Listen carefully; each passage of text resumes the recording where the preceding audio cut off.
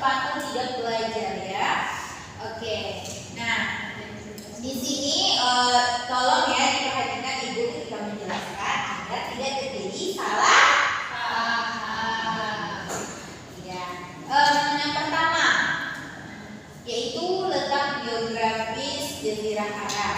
Nah, letaknya itu di utara, dia terhubung dengan wilayah Asia Barat laut. Nah, kalau di timur dia dibatasi oleh Teluk Persia atau Laut Oman. Nah, di selatan dia dibatasi oleh Laut Arab. Nah, sedangkan di barat dia dibatasi oleh Laut Merah. Kemudian kondisi sosial masyarakat Arab. Nah, kondisi sosial masyarakat Arab ini adalah mereka itu hidup terbagi menjadi berbagai suku-suku. Jadi setiap suku itu dipimpin oleh seorang pemimpin. Nah, di Arab ini itu memakai sistem seperti di India, yaitu memakai sistem kasta, tapi dia di sini ya sama dengan hampir mirip dengan di India ya, yaitu terbagi berdasarkan suku atas, suku menengah, dan suku rendah. Jadi setiap suku itu dilihat kalau dia kaya atau dia tegas atau dia disegani itu termasuk ke dalam suku atas. Nah, dan selanjutnya begitu seterusnya. Nah, di Arab ini juga peran perempuan itu tidak seperti tidak dibutuhkan. Kita perempuan pada masa Arab pra-Islam itu seperti sampah ibaratnya. Kita tidak dianggap karena mereka anggap, para laki menganggap kita itu tidak berguna, tidak bisa melakukan apapun, tidak memiliki kekuatan. Nah, perempuan di sini hanya dipergunakan untuk menjadi pemuas saja oleh para suku Arab, oleh para orang Arab ini sebelum Islam datang. Nah, bahkan ada yang mengubur anaknya hidup-hidup karena saking dia tidak menginginkan anak perempuan. Nah, kalau kondisi ekonomi dari bangsa Arab ini, mereka itu berdagang ya. Sudah sangat jelas sekali bahwa bangsa Arab itu seperti hobinya mereka adalah berdagang, pergi ke sana, pergi ke Syam, pergi ke sana untuk berdagang, kemudian pulang membawa hasil dari perdagangan tersebut. Nah, dari sanalah mereka mencukupi kebutuhan ekonomi mereka. Nah, di Arab ini juga sering terjadi konflik antar suku, di mana antara suku itu saling berperang satu sama lain untuk menguasai suatu suku tersebut. Nah, jadi setiap suku di Arab itu harus dipimpin oleh seorang yang tegas, pemberani, dan kuat. Karena jika seorang pemimpin tersebut lemah, maka apabila terjadi peperangan antar suku, maka dia akan sangat mudah untuk diserang. Nah, selanjutnya agama dari masyarakat Arab pra-Islam.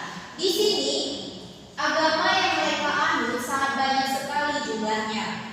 Nah, itu terjadi sebelum kedatangan Islam ya.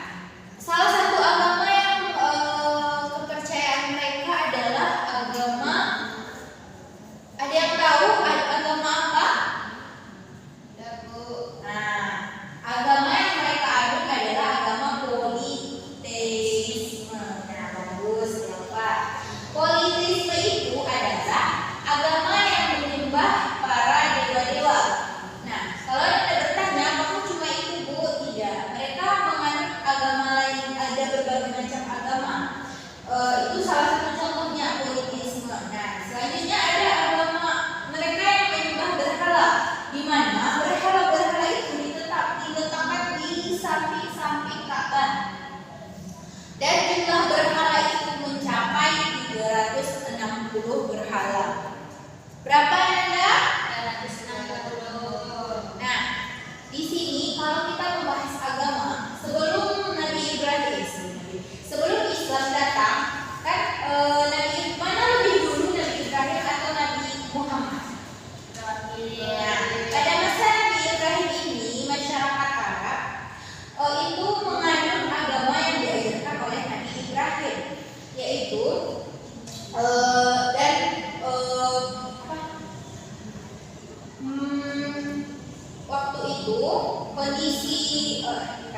waktu itu agama yang mereka anut itu adalah agama yang dibawakan oleh Nabi Ibrahim, dan mereka pada masa itu memiliki akhlak yang mulia, tidak seperti yang ibu ceritakan tadi ya, seperti mengubur anak perempuan yang hidup, tidak. Mereka memiliki akhlak yang mulia seperti yang diajarkan oleh Nabi Ibrahim tersebut. Nah, pada masa itu, namun setelah Nabi Ibrahim dan Nabi Ismail meninggal, maka banyak sekali agama-agama baru atau ajaran-ajaran baru yang datang ke dalam mencampuri agama yang diajarkan oleh Nabi Ibrahim ini, di mana salah satunya adalah ajaran yang dibawa oleh Amru bin Luhai. Amru bin Luhai ini dikenal sebelumnya sebagai seorang pemimpin yang tegas, pemberani, dan sangat disegani oleh masyarakat Arab. Amru bin Luhai ini dianggap kalau di masa kita ini sebagai ustaz atau pendakwa. Dia dianggap sebagai ustaz pada masa itu. Dia juga terbilang orang yang cukup taat dan ibadahnya bertakwa ya. Nah, setelah pada suatu hari Amru bin Luhai ini pergi ke Syam. Dia berdagang ke Syam. Nah, di sana dia melihat warga Syam, masyarakat Syam itu menyembah berhala. Mereka menyembah terhadap berhala-berhala di sana. Dan Amru bin Luhai ini terkesan dengan apa yang mereka lakukan. Nah, dia pun penasaran kan. Lalu dia menganggap bahwa menyembah berhala itu adalah satu perbuatan yang merupakan ajaran dari ajaran agama Nabi Ibrahim ini. Karena mengapa? Alasannya, Syam itu adalah tempat turunnya kitab-kitab Samawi pada masa itu. Jadi dia menganggap bahwa ajaran perbuatan yang dilakukan oleh masyarakat Syam ini adalah perbuatan yang baik sesuai dengan ajaran Nabi Ibrahim tadi. Jadi dia membawa berhala tersebut pulang ke Jazirah Arab. Di sana dia meletakkan berhala tersebut. Dalam sebuah riwayat dijelaskan bahwa berhala tersebut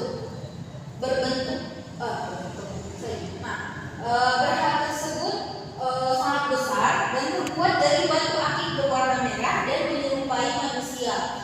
Nah, di mana berhala tersebut diletakkan di samping Ka'bah, di sisi Ka'bah tersebut ya. Jadi pada suatu hari ada yang mendapati bahwa berhala tersebut tangannya terpotong atau hilang. Lalu kemudian tangan tersebut diganti dengan tangan yang terbuat dari emas. Wow sekali kan? Wow. Jadi setelah itu mereka mulai sedikit demi sedikit mempercayai dari apa yang disebutkan oleh Amru bin Luhai ini, mengikuti perbuatan si Amru bin Luhai ini. Nah, Anda masih bertanya-tanya, apakah mereka melupakan ajaran yang diajarkan oleh Nabi Ibrahim? Oh, tentu tidak. Mereka tidak melupakan ajaran tersebut, melainkan mereka menganggap bahwa ajaran yang diajarkan oleh Nabi Ibrahim ini mereka menyelisihkannya antara menyembah berhala dan menyembah ajaran yang diajarkan Nabi Ibrahim. Mereka menganggap